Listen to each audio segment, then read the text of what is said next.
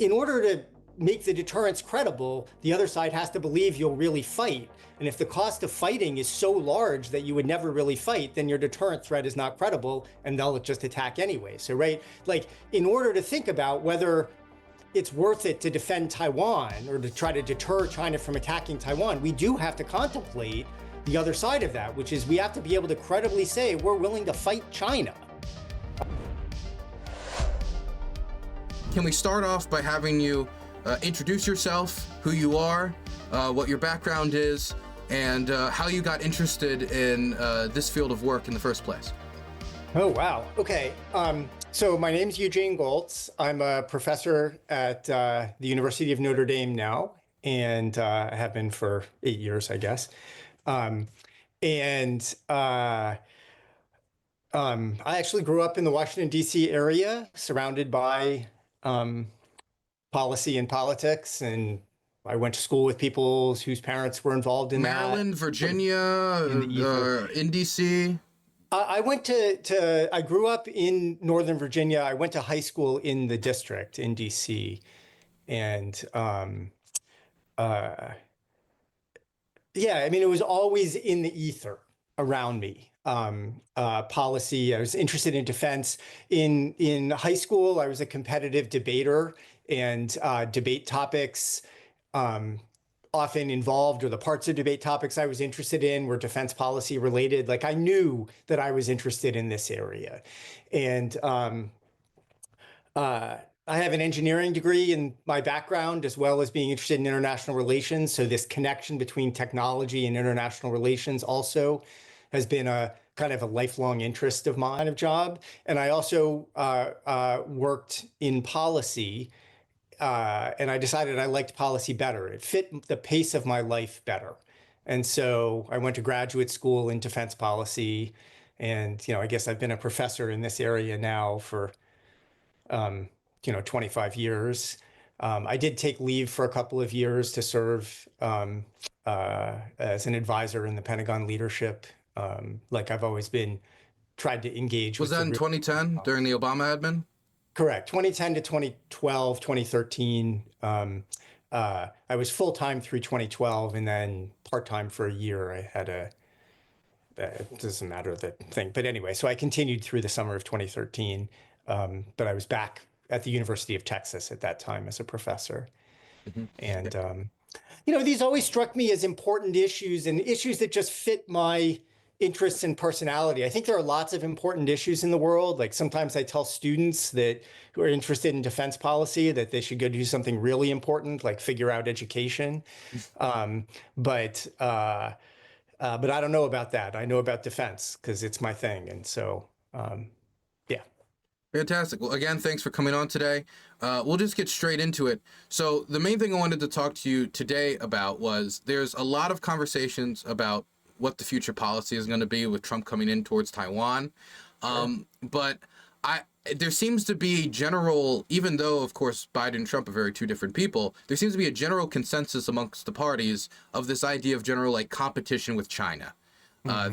That we're entering an age of competition with China. There's going to be some amount of conflict in the Asia-Pacific region with them over issues like the South China Sea, freedom of navigation operations, the future of Taiwan and its sovereignty.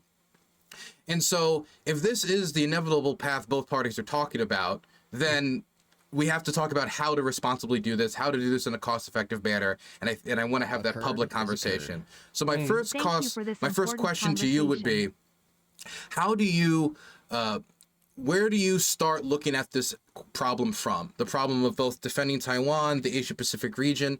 Do you start from an angle of, because sometimes when I listen to politicians, it's like we need to go in, we need to smash the Chinese, destroy their capacities, make more aircraft carriers, where it feels like if it's a different problem, don't we start from a different place than just the same solutions to the Middle East or the same power projection solutions everywhere else? Yeah, I mean, that's a good question. You raise a lot of good questions, sort of all at once. I guess I would say. Stop me at any point if I ramble, by the way. Oh, no, it's fine. I mean, there's lots of interesting things, and our ideas bounce off each other. I would say that the inclination of the US policy world is it has a tendency, or it has had a tendency to be pretty much similar all around the world. The US preferred situation is to think we're the good guys and there are bad guys all around the world, and we should have the military ability to strike any bad guy anywhere in the world anytime we want, to kind of impose order. Like, we're in charge, we should have this capacity. And so we can project power into the Middle East when we have to, and we should also have the same thing in East Asia. And we would love to have the ability, if we ever get fed up with the Chinese, to bring them back into line through military coercion, the same way we could do with Saddam Hussein or whatever. Like, that is, I think, in many people's mind, the ideal state. I don't think that's a good way of thinking about the world, in the sense that it understandably might scare everybody else in the world. Like, they might say, we didn't vote for you. We have our own way of doing things. We don't want to be disciplined by you. We didn't select you for that role. And so they would push back. They would develop defensive capabilities, or we might phrase them as offensive capabilities, but they might see it as defensive capabilities, because they might not want us to have the ability to strike them anytime that we feel like it. Now, there are a set of people who are pretty focused on China who are making the case now. I think we might call them prioritizers. And some of them are in the new administration, or coming into the new administration, who say no. Sorry to interrupt quickly, but yeah. I've noticed this too with people who like the future's China, future's China. Is it Right. a lot more than last time in 2016? Would you say prioritizers? Yes. Well, in the sense that in 2016, there were lots of people who said the future is China, our big strategic competition is with China. There was this rhetoric of the return to great power competition, which meant China in 2016. But in the first Trump administration, there was not a lot of interest in giving up a prominent American role everywhere else in the world. It was not about prioritizing. It was saying the world has changed. We should have a prominent role everywhere, but it's going to take more effort in Asia to maintain that total US dominance.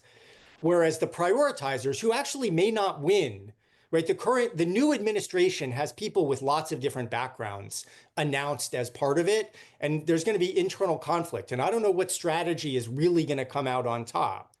But so there are total dominance people scheduled to be in the new administration. But there are also prioritizers who say, this time we should scale back our role in, say, the Middle East in order to be able to compete with China, because that is a serious undertaking. We should scale back in Europe, scale back in the Middle East, and focus or prioritize Asia. And that is different in the sense that there wasn't a lot of emphasis on prioritizing in 2016, but there is now among some people in 2024. I would phrase both of those as different from, kind of my preferred inclinations are, I like the word restraint. I, participated in coining the phrase restraint as a strategy for the United States, saying we should only respond to real threats to the United States, right? We should be less offensive, right? So I guess the way I thought about this is that the current US strategy, we say it's an offensive defense, that we use offensive methods to defend a certain perimeter in the world. I think that offensive defense. Would you say that is, by the way, for people who are getting into this, because a lot of people have no knowledge of what course. Offensive defense, defensive, they have no clue. Sure. So would you say this right now is generally speaking, the standard on Capitol Hill? The idea of that you would take our aircraft carriers, move them into, I think you referred to it in your article, your 2020 piece, as the teeth of Chinese defenses, and then fire upon them to destroy their air bases and such. Right. The best way to keep people in line, if some other country is engaging in aggression that we're unhappy about, so we want to defend against other countries' aggression, the mechanism of that defense is to attack them and punish them and maybe even change their regime so they don't aggress again. Right? So we say we're only doing this for defensive reasons. Like we attacked Iraq for defensive reasons because we thought Saddam was a potential aggressor. That would be the framing. So we are on the strategic defensive, but the mechanism to implement our defense can involve an operational offense. And I think that is the default view in the United States. Now, I actually think from the rest of the world's perspective, this often looks like an offensive offense. That, right, when we engage in regime change in the world, they think that's a strategic offensive. And that's a rhetorical debate between us and them. But I guess I would say the offensive defense, if that's what we're doing, is a costly and risky way to execute defense. And we would be better off if we tried a defensive defense. Beyond that, I would also probably change. Question though, what is defensive defense? Well, okay, I thought we maybe would get to that in a minute, but if we want to go the long way, just wanted to make sure that we didn't skip definitions. So defensive defense would be, instead of when somebody is acting up in the world, threatening to attack them, punish them, hurt them until they stop, or maybe even change their regime so they have to stop. That's the offensive defense. A defensive defense would be preventing their attack from succeeding. It would be a denial capability. So in the case of Taiwan, right, if China were to attack Taiwan, we would prevent China from conquering Taiwan or prevent China from blockading Taiwan, rather than attacking the mainland to explain to them that it's not worth it. Right. The offensive way to stop them from taking Taiwan involves attacking the Chinese mainland. The defensive way to prevent them from taking Taiwan involves keeping Chinese ships from reaching Taiwan, or keeping Chinese, ground forces that reach Taiwan from taking over the country, whatever it would be. That would be the defensive version. And, frankly, strategically, I think we have to be a lot more careful in defining the defense perimeter, like what countries we think are worth defending, where the U.S. national interest is engaged. So how much does it threaten the United States if some aggression succeeds? So I would not only have a defensive defense, but I might defend less, because I would defend things that matter to the U.S. national interest. Right. So, if a threat somewhere in the world could hurt other people, that's bad. Altruistically, I'm not in favor of anybody getting hurt. But I would also ask the question, if this threat or this aggression succeeds, does it give someone the ability to conquer, Hawaii or California or something, like, actually directly hurt us or directly hurt our prosperity, right, to make Americans poor? Because I'm very conscious that when we fight, it uses up some of our power and it hurts us and it's expensive and hurts our prosperity, right? Like, fighting is not free. And I have to think about making the fighting worth it in terms of you're fighting for things where there's an actual threat to the United States. That's my strategic ideal. But even if we maintain the current very broad defense perimeter, the United States says we're committed to fighting for the defense of, 70 countries around the world, right? Seems like a lot. But even if we maintain that, I'd rather to fight for them on the defensive than fight for them on the offense. Like, I'm a professor at Notre Dame. We care about football. This week, we're going to be in the title game for the football championship. Everyone's pretty excited about that. It's at a neutral site, allegedly, right? It's in Atlanta. But we're pretty conscious in football that away games are harder than home games. Like, it's harder to go attack and fight in someone else's home turf we'd much rather make the aggressors attack and fight on our home turf or on our allies' home turf instead of trying to take the fight to them. So even if you say we care deeply about Japan, Korea, Thailand, Taiwan, the Philippines, our other allies around the world, I just focused on the ones in East Asia, and we want to fight for those countries, I'd prefer to fight for them on the defense than on the offense. So let's talk about the substantial differences between fighting or and a lot of this, of course, mind you, most of this, and I think a lot of people don't realize, a lot of this is meant to deter when we talk about the strategic planning to showing of capacity. It's most weapons. Oh God, what was his name? I'm trying to remember this defense analyst book I read from. He studied at the University of Maryland. I think he wrote a book called Arms and Conflict. I forget it's the name of it. Arms and Control, maybe. So I think you mean Tom Schelling. Yes, Tom Schelling. He finished his career as a professor at Maryland. He won the Nobel Prize in economics. He's a brilliant guy. He's a foundational thinker in international security studies. Yeah. For a long time, he was a Harvard professor before Maryland. But absolutely, Arms and Influence, great book. Yes, but if you read books like Arms and Influence, thank you. I said Arms and Control. Arms and Influence.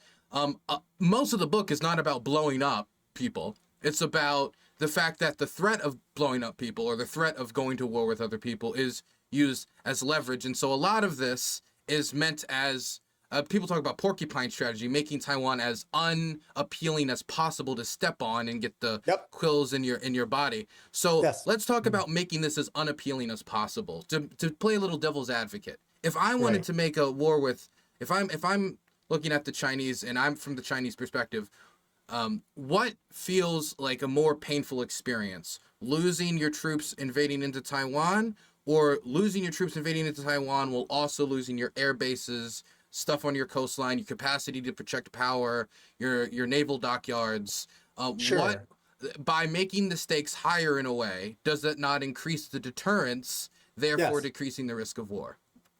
So Schelling was writing about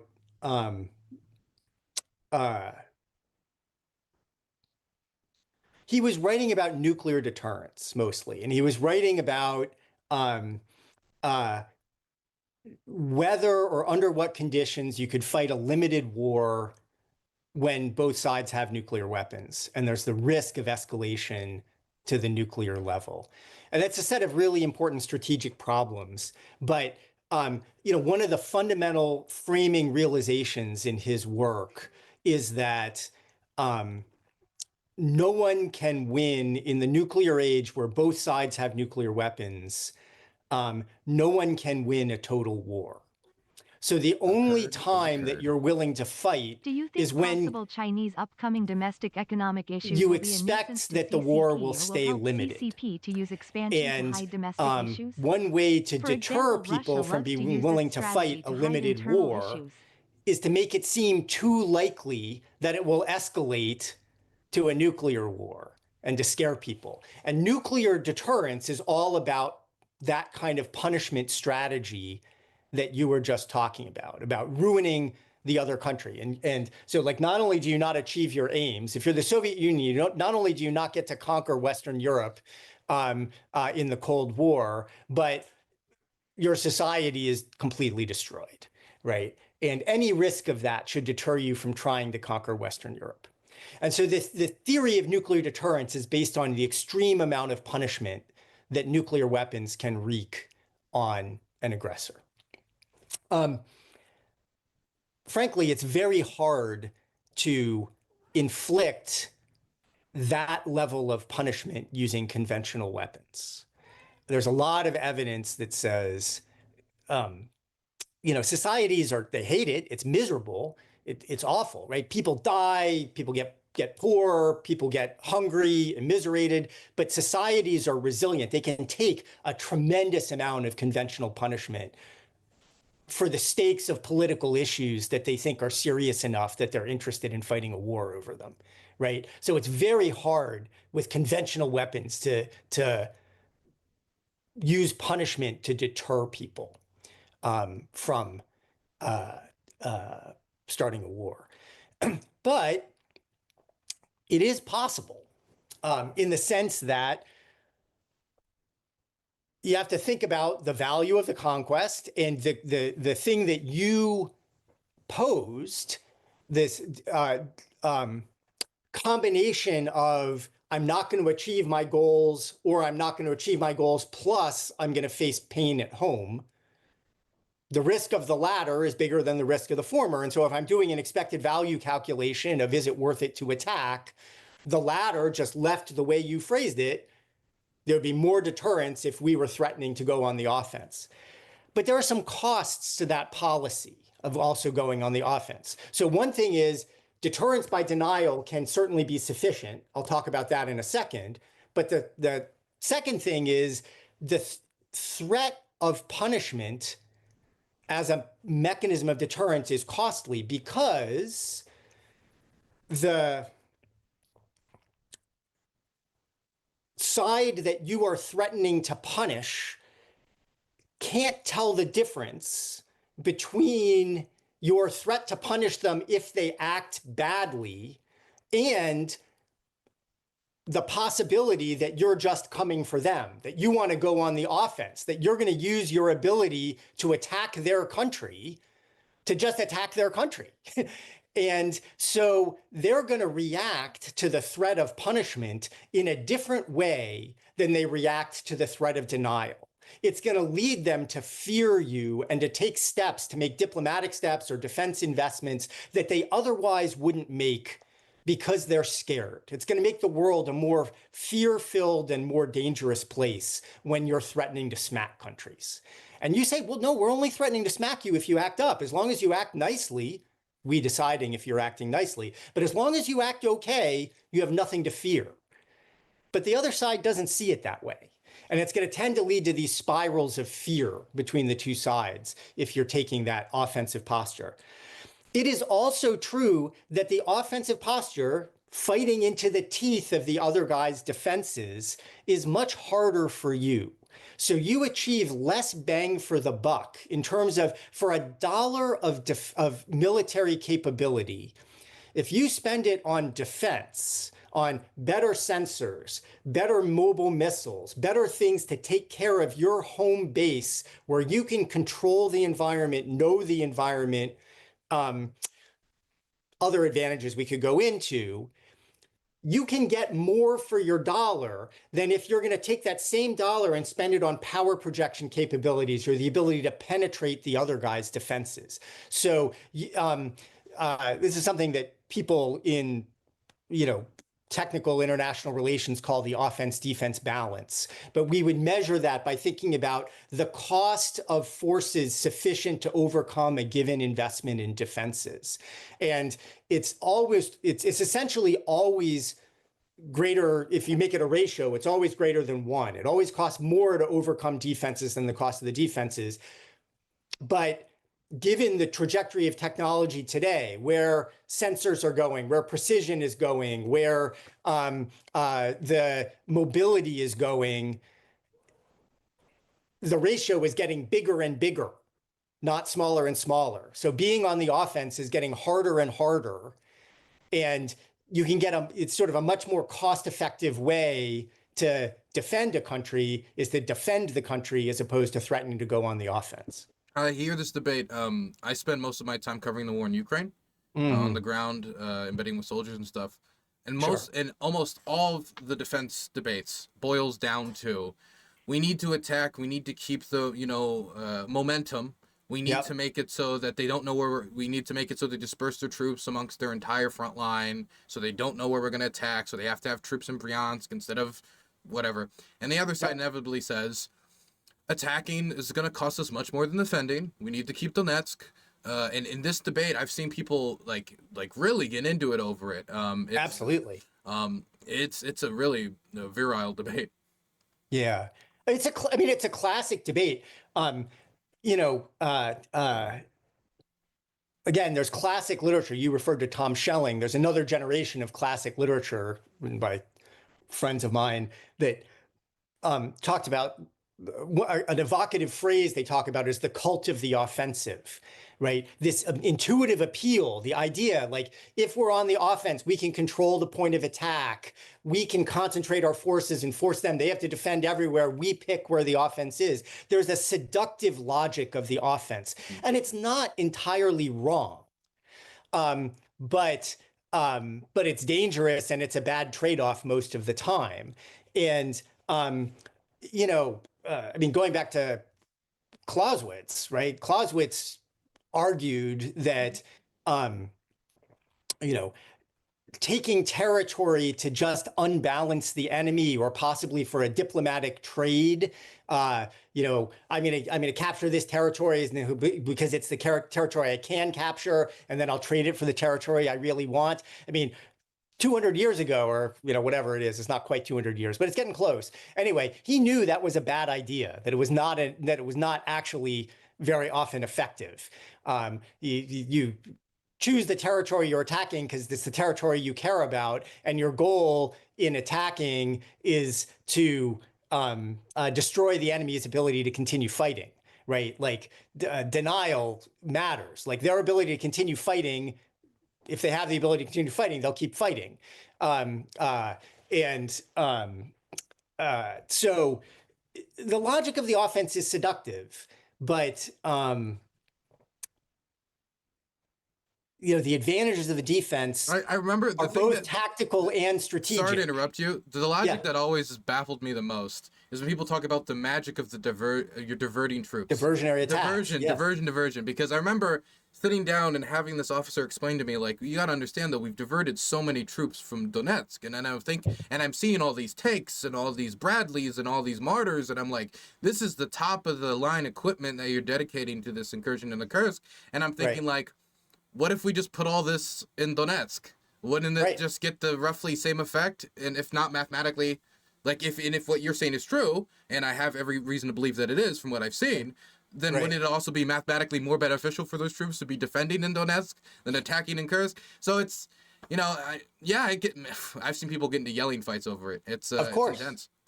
Of course. I mean, these issues really matter, and there are issues of judgment, and there are issues of, you know, connecting levels of warfare. Like, it is true that a purely static defense, again, for a long time, people have known that purely static defenses struggle, right? And so there is some amount of attack and counterattack, even at the tactical level, in a defense, right? Elastic defense in depth is a thing for a reason, right? When you start to get to the operational or strategic level, and then often even in the tactical level, you know, being on the offense makes you exposed. Being on the offense makes you consume extra resources. Being on the offense is dangerous. That is all true. So I wanted to talk about cost, because not only is it a question of, like, how many wars just generally we can concentrate on at the same time, just how much, like, time can we preoccupy? We only have so many hours in the day. It's also a question of how much resources we have at our disposal. And it's not as simple as, I think a lot of times it's like, oh, we have so much more money than X country. Well, they have the productive capacity. They have the resource. It's not as simple as that.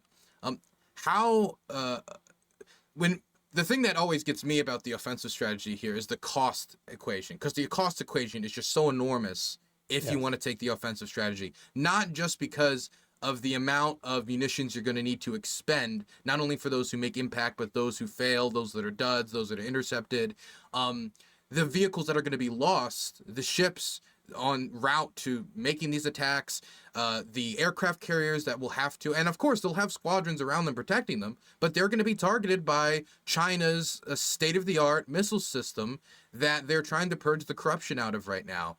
And so when I'm trying to think of that challenge where it's China's sole focus and their budget's only increasing, and we're going to go on the offense and fight on their turf, it feels the cost level, even if someone could make an argument about it being a bigger level of deterrence, you have to be able to credibly make that threat. And that means it being feasible through cost. Well, so, I mean, that's the shelling observation, right? Is that you have to be able to make your deterrent threat credible. A slight influence, I guess. If the threat is too costly for you to execute, then the other side won't believe your deterrent threat, right, to your punishment threat. So yeah, I mean, you're thinking just the right way, or it's an important way to think. There are many, many things that you would want, and that's definitely an important streak. Let's say that. You know, there are lots of costs, right? So, I mean, I think one way to think about aircraft carriers or strike groups, right? Strike groups do defend themselves, right? And we're good at that. We're better at that than anybody else by a lot. We have significant sensor, data fusion, battle management, precision advantages that enable us to do a lot of defense. But it's very expensive. And, you know, you can overwhelm it. It is cheaper per missile to throw cheap missiles at that carrier strike group that it has to defend against than it is for the carrier strike group to defend against each missile. So they can fire 3 or 4 missiles per defender to overwhelm the defense, and they can run the carrier strike group out of defense missiles. And every time you add another, it doesn't even technically need to be loaded. I mean, it could like have half of them being inert. Like yes. Cheap missile. The Russians do this all the time with drones towards Ukraine, where half of them don't even work. They're just meant to make you spend money on air defense systems. Right. Make you spend attention, make you spend a shot, make you spend a whatever. All of that is for sure right. Make you reveal your position. All of that is true. And you know, that gets to be a risky tactic for the attacker, right? Because you don't know which one is going to get through. And so if you fire, you know, 80% inert ones and 20% real warheads, and you want to know how many are, you know, probabilistically something's going to get through, but it's, you know, at a certain point, it's more likely it's an inert one than a real warhead that gets through. And so the attacker is constrained in thinking about how many duds they want to send.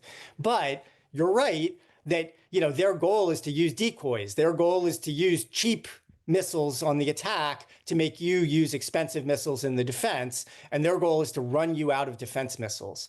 And the point I was going to make is that in a carrier strike group, every additional defense missile you put in uses up real estate in the carrier strike group. Like you have limited magazine capacity in ships or in submarines or in whatever compared to the magazine capacity of a landmass, right? So like China has an easy time having more anti-ship missiles compared to how easy it is for the carrier strike group to build more missile defense missiles into that. And every time they add a missile defense missile, they have to give up a launch tube that could have contained a strike missile. So if your goal is to be able to inflict substantial punishment on China by penetrating China, you have to have a lot of offense missiles as part of your strike group, or a lot of offensive attack planes as part of your strike group. And if you have to commit all of those aircraft space and missile tubes to defending yourself just to keep yourself alive,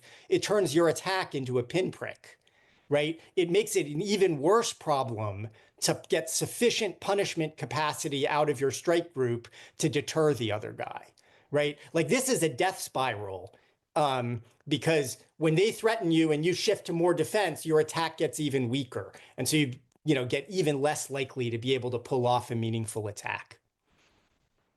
So I do want to ask, when it comes to the countries around the United States' alliance structure in Europe, sorry, my mind's over in Europe, in Asia. That's fine. Europe's a good thing to talk about. You know, Japan, Taiwan. How important is Japan's usage as an aircraft's, you know, for aircraft repair, maintenance, as a launching pad in any potential scenario defending Taiwan? Is it possible? Fight over Taiwan. Is it possible to pull off without Japan? Is Japan necessary for this to even be feasible beforehand? Yeah. How important is our alliance structure in Asia for this defense capacity? Well, so with the current U.S. posture, the kind of forces the U.S. has now, like the offensive defense, Japan is pretty important. All of these bases are pretty important. All of our allies as bases, like, you know, we would want to get Korea into this fight too, and the Koreans really don't want to be in this fight, right? So there would be a tremendous political pressure back and forth, or a diplomatic pressure back and forth to try to get Korea into the fight, because we would want access. But of course, these fixed bases are vulnerable to Chinese attack, right? So like once we're fighting, again, it's a bigger escalation, a bigger bite if the Chinese want Taiwan, they probably also don't want to pick a fight with Japan at the same time. But if we're already fighting them from Japan, the Chinese have a tremendous incentive to hit the bases in Japan. Japan knows this, and that's what makes Japan hesitate to commit, hey, you can use our bases during a fight over Taiwan. And it's been a big step for the Japanese recently to say, yes, we're going to commit to doing that, because the fixed bases are vulnerable. The key to defensive defense is mobile forces, mobility, and forces that can hide in the complex contours of land terrain, right? The key difference is basically the physics of hiding on land and the difficulty of sensors in identifying targets on land compared to at sea or in the air.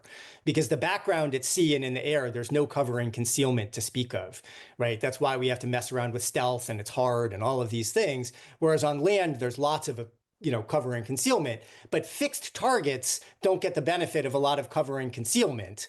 And so the bases are potentially vulnerable. So, really what I would say is, with the current force structure, Japan is pretty important. Japan is pretty vulnerable. This is a very costly, very hard fight we're taking on, right? But with a different force structure, if we invested in defensive defense, if we said, instead of defending Taiwan with missile and aircraft-based strikes on the Chinese homeland, we're going to defend Taiwan with mobile anti-ship and anti-aircraft missiles on Taiwan to just keep the Chinese away, then Japan is much less important, right? So like Japan can defend itself, Taiwan can defend itself. That's the porcupine argument, that you can keep alive the defenders with mobility, hiding, camouflage, concealment, deception, decoys, jamming. All of these things can keep your defenders alive and cause huge attrition on the attackers as they try to cross the water to approach Taiwan, approach Japan, approach the Philippines,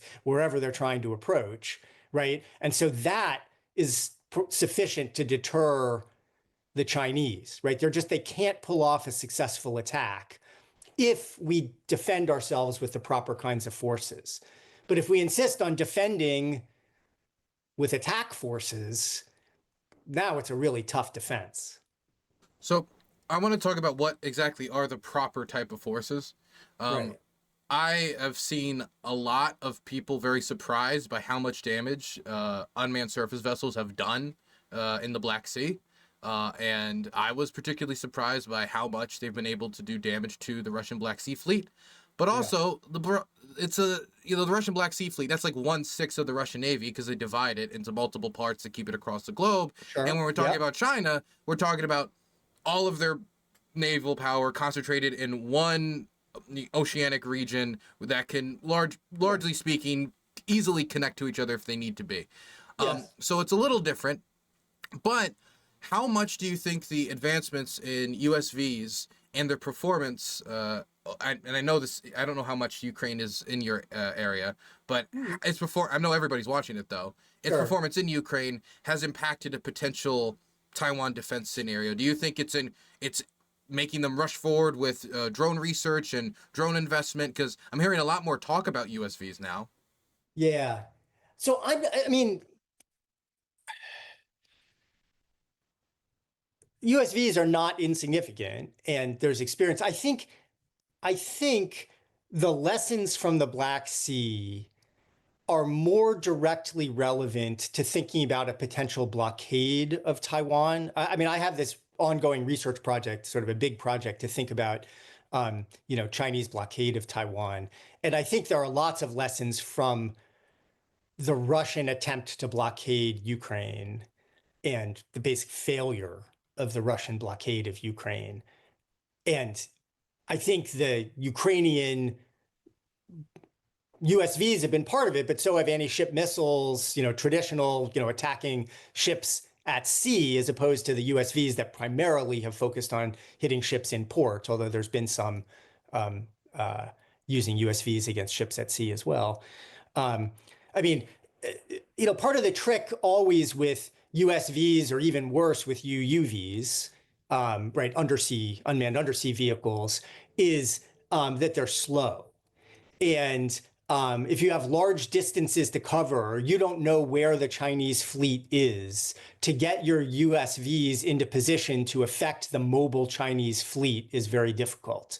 That's why it's better to use a USV against a ship in a known location. So if it's basically doing circles at a known blockade station, you know where it is and you can move a USV into range. Or if it's sitting in port, not moving, your USV can go hit it and do a lot of damage, right? But there are limitations on the ability of USVs compared to, say, an anti-ship missile, which moves much faster than a ship, right? And so the mobility advantage is on the side of the missile shooter, not the ship. And so I think the primary, I'm all in favor of appropriate USV investment, and I think it's much more relevant to the blockade scenario, and Taiwan has to worry about a blockade scenario. So I think that's an appropriate set of investments. But if you're thinking about the invasion scenario, I think you want to be focusing on buying lots of mobile anti-ship missiles, and to overwhelm Chinese, to saturate Chinese air defenses, right, missile defenses on the ships. And I think you want to be investing in non-missile technologies to help the mobile anti-ship missiles, to help keep them alive. So you want redundant sensors. Like, one of the first things that the Chinese are going to do to Taiwan is they're going to try to attack Taiwanese surface search radars to blind the Taiwanese so that they can't use anti-ship missiles against the Chinese invasion fleet. So the Taiwanese need to think about, well, how can we keep our search radars and our fire control radars alive? And so you want redundancy, you want decoys, you want the ability to blink, to turn the radar on for a second and then turn it off and move before the other guy can hit where the radar was. And that's very hard with a search radar because they're big, they don't move very easily. So there are technical issues to resolve in thinking about how to keep the Taiwanese defenses alive. But the pivotal thing in that is to take advantage of the cover and concealment advantages of being on land and the magazine size advantages of being on land. Like, you want to overwhelm the Chinese. So even if the Chinese are pretty good at plinking your search radars, you want to have enough of them, and you want to be able to move them, and you want to keep them alive so that your anti-ship missiles are effective against the Chinese invasion fleet, or would be effective against the Chinese invasion fleet if they dared to bring it out of port, which they won't as long as your missiles and radars are alive, right? Because you can overwhelm their defenses cheaply and kill them. So, like, that's the right kind of strategy to me, or operational concept to me, for Taiwan, for Japan, for all of these countries, is to take advantage of their terrain advantage and take advantage of the technical advantage they have. Like, these are modern, technologically sophisticated countries that can invest in networks and data fusion and mobile missiles and multiple prepared launch points and prepared radar stations and jamming that is coordinated with your radars so that your jammers are on, denying everybody the ability to use radar. They turn off for a second, you get a radar pulse and you learn what's out there, then your jammers turn back on. So you don't want to jam yourself, but on your home turf, you can coordinate your electronic warfare strategy. And that's the kind of investment that Taiwan, and for that matter, Japan, and for that matter, maybe even the United States, if we want to be in this business, need to be making to prepare a defensive defense. Do you see Taipei or Washington becoming more amenable towards this? Yes and no. I mean, so in some sense, they both are amenable to it. Like, the standard view in Washington is, yes, this sounds great, let's do both, right? The tendency is not to say, let's do defense instead of offense. It's just, we want total dominance. We're going to do both. We're going to be better than everybody at everything. And, we could pursue that. Like, we're a rich country. So, what if we doubled the defense budget, say $2 trillion a year instead of what it is now? We could do a lot more of that. Could we afford $2 trillion a year? If that's where we want to put our priorities, we probably could. It just doesn't seem worth it to me, right? I'd rather do just the defense and have a responsible budget. But, this is America. Our national motto could be charge it, right? Like, we just put it on the credit card. So maybe so Washington's amenable to that. Taiwan is funny. Is Taiwan interested in defense? Sort of. But the main political debate in Taiwan, right? They've got polarization just like everywhere else these days. They've got two political parties. One political party thinks the defense of Taiwan is relatively hopeless. So our strategy should be make nice with China so they won't attack us. Which is ironically so they're not enough, interested in Chiang Kai-shek's party. Right. So they're not interested in investing in defensive defense or any kind of defense. The other party says, the best way to defend Taiwan is to make sure America fights for Taiwan. And so their whole strategy is built on cozying up to the United States and making sure the US fights.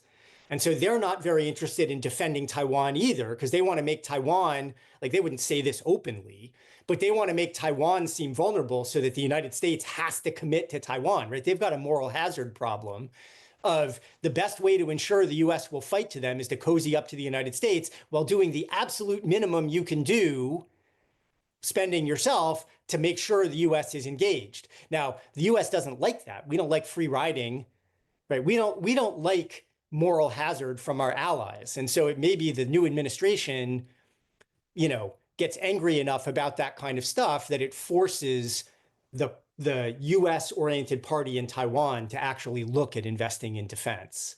And, that's kind of the best case that I could lay out. Although I have to say, my expertise is in military affairs and strategy, and I'm a US guy. So I don't want to be in the position of telling Taiwan how to make a choice about how to defend themselves, right? I don't actually, in Ukraine, I don't like the United States telling Ukraine how to defend itself. I think the Ukrainians should figure that out, their best way to defend themselves for themselves, because damn it, it's their country. It matters to them in a way it doesn't matter to us.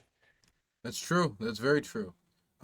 I do wonder sometimes, because I look at the stuff that Taiwan's purchasing and I see like, F-16s. I know, they're very interested in the F-35 program. Very expensive, big ticket, big money issues. And I'm not saying that they shouldn't have any jets, but it seems to me, and I'm not saying one or the other. You can do both.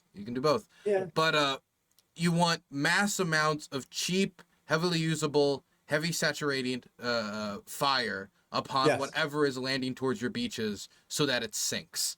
And correct. If you're spending all of your money if you spend like 1.5 billion on a jet, when you could have spent it on 300 to 400 to 500 missiles that could have disabled any number of amphibious landing craft, you sometimes wonder exactly what the reason these purchases are being made for. If they're being made for political reasons, if they're being made because, it's a cute toy, or like how these financial decisions are being made.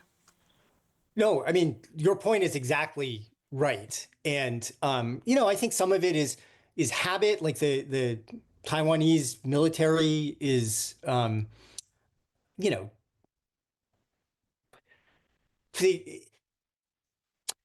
it's designed to look like a junior version of the US military, right? They build, instead of carrier strike groups, they build naval strike groups around old US destroyers as the capital ship in the middle of it. Like, they're mimicking our style because they're learning from us. And, there's a bureaucratic mimicking pressure, and there's a lot of prestige in buying fancy fighter jets. And you're right, they're much better off with a whole bunch of a forest of anti-aircraft missiles than engaging in aerial dogfights or, beyond visual range aerial combat. Like, the fighters don't make sense.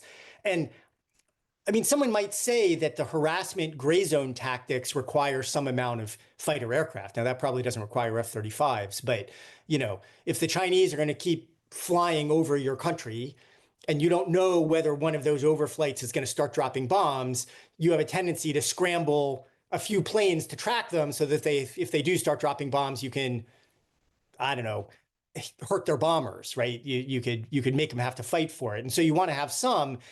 I can understand that inclination. On the other hand, the best military response to the Chinese overflights is anti-ship or anti-aircraft missiles that could shoot down those planes. The problem is you don't know which overflight is when you should start firing your anti-aircraft missiles. And so, I think you should tilt the mix far, far in the direction of the missiles, not in the direction of the aircraft. You should basically write off the aircraft if you actually get into a real shooting war. Right, the aircraft are some small number of aircraft are useful and important for the political dynamic before the war starts. I mean, I see the Chinese probing Taiwanese airspace, and currently Taiwan's having a problem scrambling enough jets trying to deal with it. Absolutely. And if they're having problems scrambling enough jets to deal with it when they're just probing and they haven't actually mobilized their Air Force to its full capacity, then it's just hard to imagine it putting up much of a dedicated long-term resistance that's worth the cost. And it's not to say it couldn't do anything. And there's a certain amount of psychological importance to showing your people that you're fighting the bombs hitting their city, right? If they and you can fight that with missiles. That is true. You can also fight that with missiles. The Ukrainians have been doing that with air defense teams for quite a while. Yeah. I see your point. I want to actually take some time to ask chat some questions. Make sure that they have some time to just submit some questions. We'll take about maybe 5-10 more minutes, and then we'll wrap up. I appreciate you taking all this time. Yeah, of course. I hope you enjoyed the questions. Sure. I'm sorry, a lot of it's pretty surface level, but that's because we're trying to inform. It's an hour. It's a quick format. I love talking about this stuff, so this is great. Yeah. Fantastic. Chat, if you want to ask a question, now is the time. You can submit it to chat. I will look at them, and I'll ask the professor maybe 2 or 3 of them. Nothing too silly. Okay, actually, if there are silly questions, I'll only ask silly questions, and you ruin it for everyone else. That's how we'll manage this. Okay. So, are you a big football fan? You said you were watching the Notre Dame game?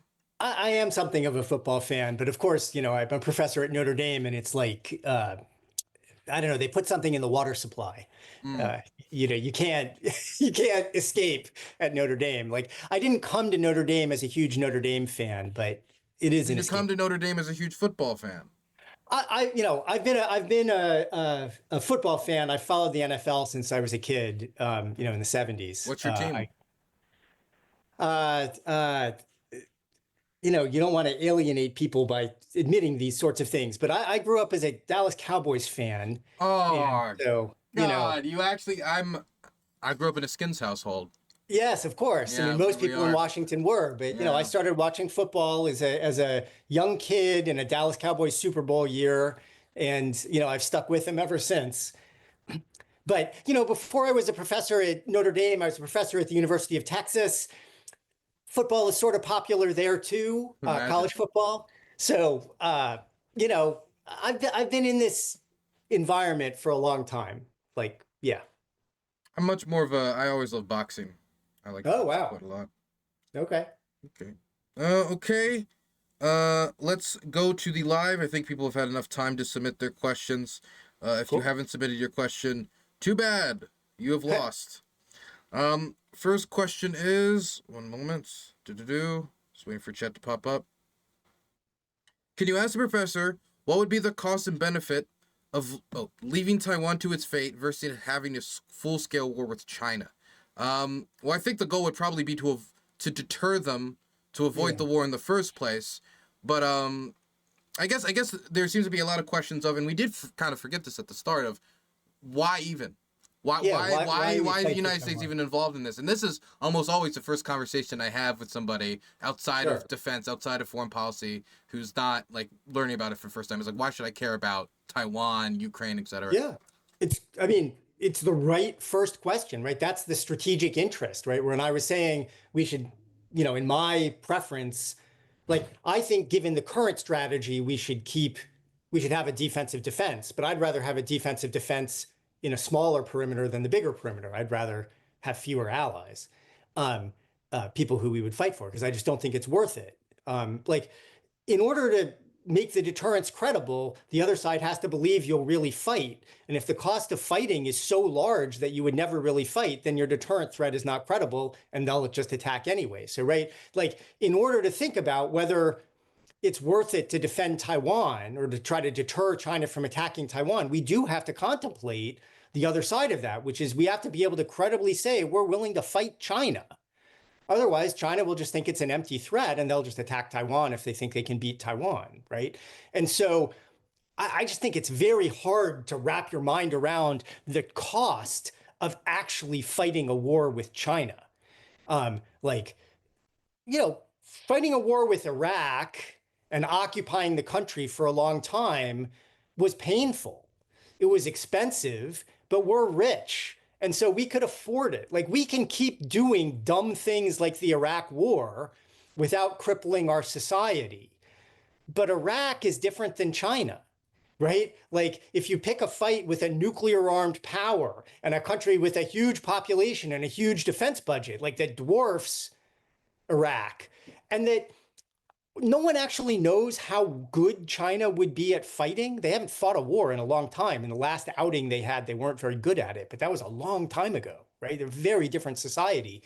So we don't really know, but China is in more position to practice and to think about this and puts more effort. And so there might be reason to suspect that China would be better than the Iraqis. And there's a lot more of them. And, you know, the same thing was true about Russia. And Russia turned out not to be 10 feet tall when they attacked Ukraine, right? There's a lot of corruption. They had all kinds of operational and planning problems, political problems, whatever. So, you know, people who were saying we really need to fear Russia probably exaggerated that threat. Now, does Ukraine need to fear Russia? That's a different ballgame than saying Western Europe needs to fear Russia. But China is the same thing. Like, China, like, if you had to contemplate fighting China for anything, for the Philippines, for Taiwan, for Japan, you're talking about paying a big cost. So what could make that worth it? Well, you know, there are ideological reasons. Taiwan is a wonderful country. If you go there, it's dynamic, it's rich, it's technologically sophisticated. There are nice people. Like, I have nothing against the Taiwanese. I wish them well, right? And so there's something appealing. There's something appealing about wanting to defend a successful and pretty vibrant democracy, you know, a country that went from a terrible authoritarian past to a successful democracy. And the Chinese Communist Party is awful. And you don't want to leave anybody to that fate, right? And so, you know, that's what you're pitting against the cost. And then there's some economic logic that people talk about, right? Like, a lot of semiconductors come from Taiwan and semiconductors are important. And so there's some value in keeping Taiwan safe, free, not fighting a war. You know, is that enough to think about the cost of fighting China? Like, okay, we'd lose some money if the semiconductor access in Taiwan were restricted, but we'd lose a truckload of money if we had to actually fight China, right? That's an expensive war. And so, you know, the economic argument doesn't look like we should fight for Taiwan to me. But people get their backup. They get scared of China, and so they want to fight based on their fear. They don't like China because of Chinese ideology, Chinese politics, because China's not a great society, because of what's happening to the Uyghurs, to Hong Kong, to whatever you like, right? And then it's a matter of how much are you willing to pay for that ideological conflict? Here's a question.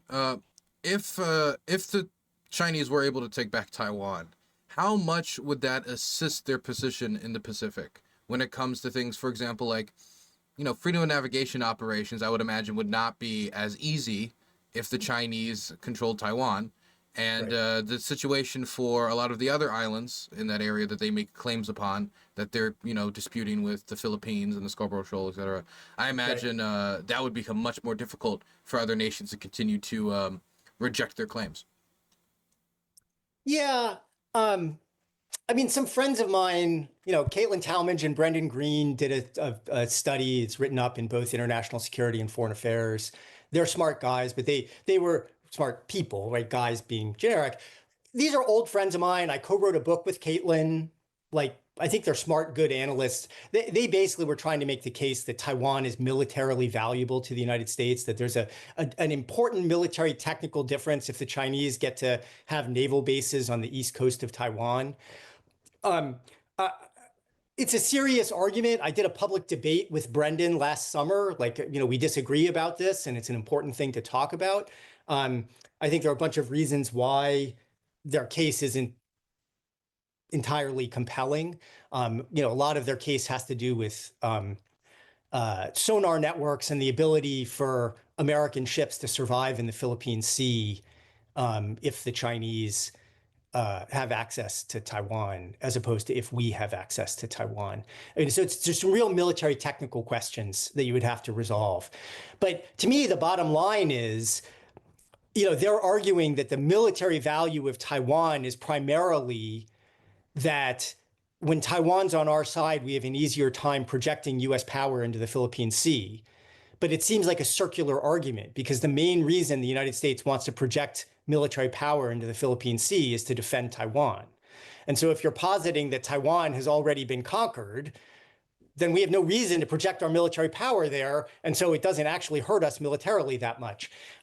So I think there's a real strategic problem, even leaving aside the questions about how to resolve the military technical issues. Taiwan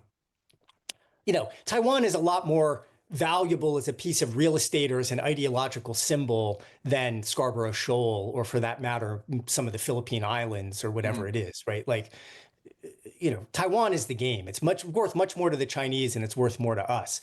And I mean, that's another reason why I think the Chinese are very sensitive about attacking Taiwan, right? So like, you could deter them by making it unlikely that their attack would succeed, because if they launch this attack and fail, that is a serious embarrassment to the Chinese Communist Party. Like, one of the very few things that I could imagine destabilizing the CCP rule in China is a failed attack on Taiwan, right? This is something I wonder about, because China right now is, we've been talking about the Chinese rise for, well, I say we as if I was there the whole time, but, the world, humanity has been talking about the Chinese rise for a few decades now. And there's been conversations about how China's going to overtake the United States economically and militarily and all these places. And, I mean, of course, there was a conversation about Japan back in the day. This happens every once in a while. But now we're seeing the Chinese economy is running into some real issues. And this is not the first time they've run into issues, but they're running into real problems. And I wonder, two questions. Number one, the sustainability of continued military spending increases by the CCP, and whether or not their economic problems are going to hurt that in any way.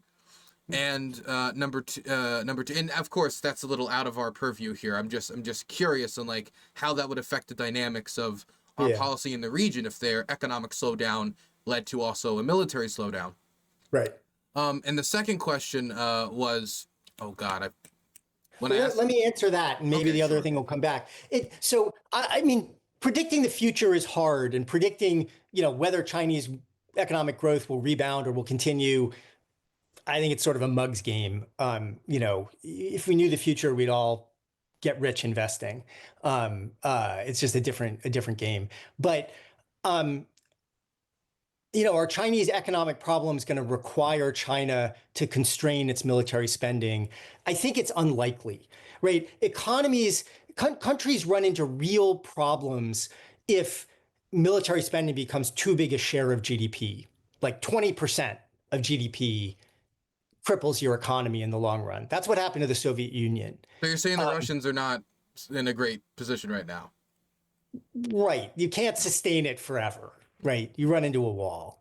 But the Chinese are nowhere close to the limit. So even if their GDP dramatically shrank, it's just like the United States. Like, we could afford to double our defense spending if we thought it was worth it.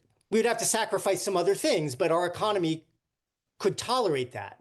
The same thing is true of China. If China's GDP went down substantially, they could still spend what they currently spend. Or if it stayed flat instead of continuing to grow, they could continue to increase their defense spending. They could afford it. So I don't think they're going to run into that kind of capacity constraint. They'll run into different capacity constraints, like the capacity to have, to take skilled labor and put it into an informationalized military instead of having the skilled labor work in, industry, right? Like that's a more painful trade-off for the Chinese than just aggregate dollars that you throw at the problem. The Chinese have dollars to throw at lots of things, partly because Chinese people tolerate much less consumption than Americans, right? So like consumption is a huge share of our economy. People have a standard of living they expect. The Chinese give a lot of their money to the government. And that gives the Chinese a fungible currency that they can keep spending on the military as long as the Chinese population continues to do that. Do you think that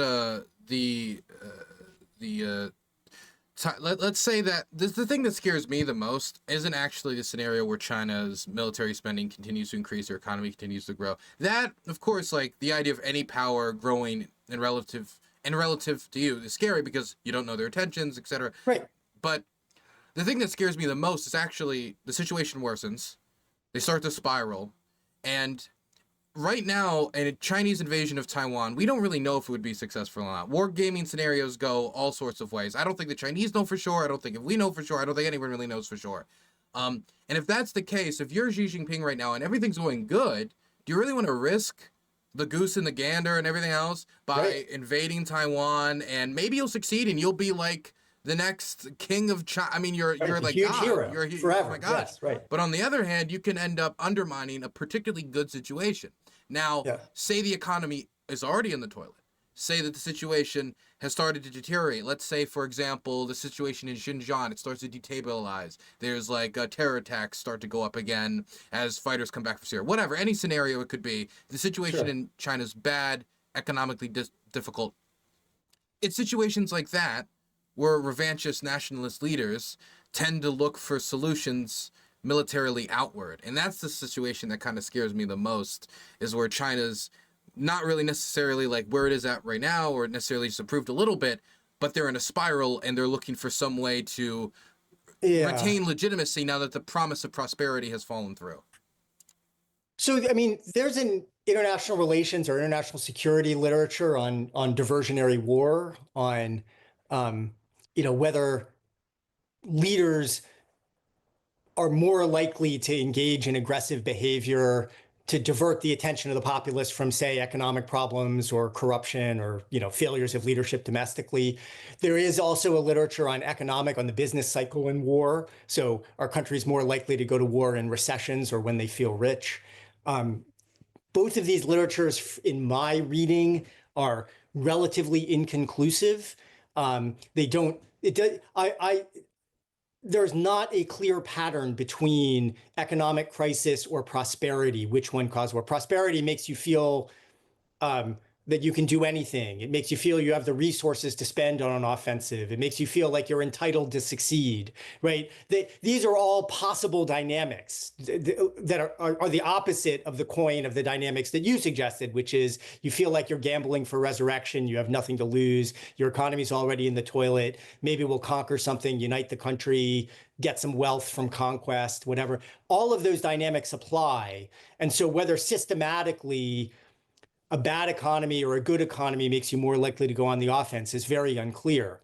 To me, the most reliable thing to think about is that countries don't go on the offense much when they think they have no chance to win, or they think it's unlikely that they're going to win. And when they think they have a chance to win, they start to entertain the idea that they have a theory of victory that they could pull off and they might attack, right? So the key is to convince another country that their attack is likely to fail.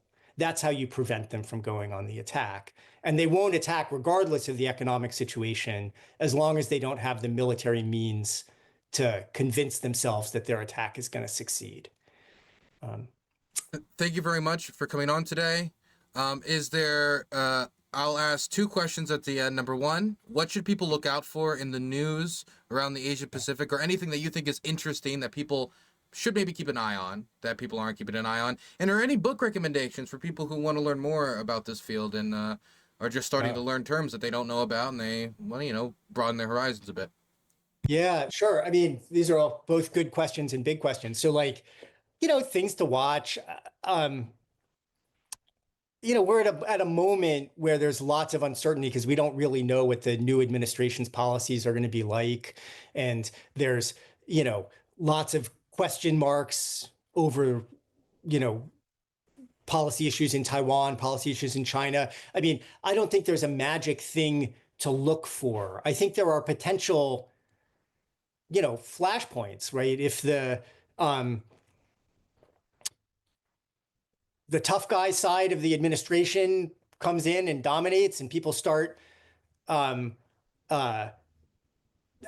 like, hubristically, right? So like American political figures make a big point of, going to Taiwan, informally recognizing Taiwan, changing the political status quo between China and Taiwan. Those are things I think you should watch for as potential flashpoints that could create a conflict, right? Those are the kind of news items, is like, what's the feel? How are tensions ratcheting up in a meaningful way or in a rhetorical way, right? Are we doing something? I would watch for that. In terms of books, like, there are accessible books about some of these issues that are important, that, I think it's worth reading Chris Brose's book, The Kill Chain. I don't agree with a bunch of stuff in it, but he's a smart guy. He writes well. I think it's worth reading Bridge Colby's book, Strategy of Denial, right? Bridge Colby is going to be the Undersecretary of Defense. Colby, is it? Or is it Bridge? Colby, okay, right. Bridge is what people call him, but he's going to be the Undersecretary of Defense for Policy. He's a prioritizer. Big prioritizer. And he wrote a pretty good book, right? He wants to pick a fight with China. I would read his book to get a feel for this. Now, again, I think there are problems with the book, but I think he lays out his view clearly and engages a bunch of the big issues well. And then, people who think more like me, I mean, of course, I should say you should read my things because I'm a professor, and what else could I say? But, I coined this phrase restraint for U.S. strategy in an article a long time ago. My friend Barry Posen wrote a book in 2014 called Restraint, as he said, carrying the flag forward for this strategy. And it has a lot of kind of military technical analysis in that book. So along the lines of the kind of conversation we've been having, if you want more depth on that, and it's not that hard a book to read, it's accessible, Barry's a good writer, and it makes lots of smart points, I would read Barry's book. I would say go read Barry Posen, Restraint, if you want to read a book. Two quick questions, just because as you were talking, I thought of them, and I'm sorry. Okay. It'll be very quick. Okay. It'll be like less than 30 seconds. It's fine. You just keep trying to end it, and then you I'm ask sorry, more. but my mind closes and reopens. What did you think of Nancy Pelosi's visit? Do you think it has any? It's a bad idea. It's political grandstanding. There's no benefit to it. It pisses off the Chinese for no reason. Like, what did she get out of the visit? I mean, she comes from she's an anti-China hawk. She comes from an anti-China hawkish district. It's got a bunch of overseas Chinese in it, various other reasons. Like, it fits. She got her name, I think, originally by crusading for those Chinese students after Tiananmen. Yeah. So, I mean, she got to start there. Wait, but this was a mildly dangerous political action that had no benefit and had some costs. Okay. And what do you think about Joe Biden's constant "we will defend Taiwan"? That his department would then come in and clean it up, say, "Well, I mean, who knows?" Like, do you think that was purposeful, or do you think that's old man Joe being old man Joe? I think that's how almost everyone in Washington thinks, and he just said some things out loud. Like, if you ask Americans off the cuff, American leaders, they'll say, yeah, of course we'll defend Taiwan. It's just baked in. It's how they think. It's part of the American dominance, the hubris of American leadership, right? Like, if somebody acts up, we're going to smack them. It's our job. We're the Americans. That's just how they think. And Biden thinks that, but basically every president has these slips where they say we'll fight for Taiwan, and then people have to clean it up afterwards with the diplomatic. But the truth is, in the moment, in the situation, the psychological pressures, the habits, the routines, these people are going to be inclined to fight for Taiwan. And we just have to hope that doesn't come up, or we have to hope that we're in a military posture that at the time when it does come up, it's not too costly for us. Thank you very much for coming on. I really do appreciate it. And I know my chat enjoyed it. I know they took stuff from it. And awesome. Thank you very much. And have a great day. And good luck this weekend with the game. Yeah, thanks so much. You know, if people want to get in touch, I'm easy to find online. You can send me an email. I can't promise I answer What's your everything, email? but I try. So what, my email? Yeah. egholz@nd.edu will work. That's a good way to reach me. Fantastic. You can just Google me. It's hard. It's easy to find me in Google. So thank you very much. Have a nice day and enjoy the game. Bye-bye. Nice talking. Take care. Wow. What a interview. Now look, okay? I thought that was fantastic. I thought that interview was absolutely great.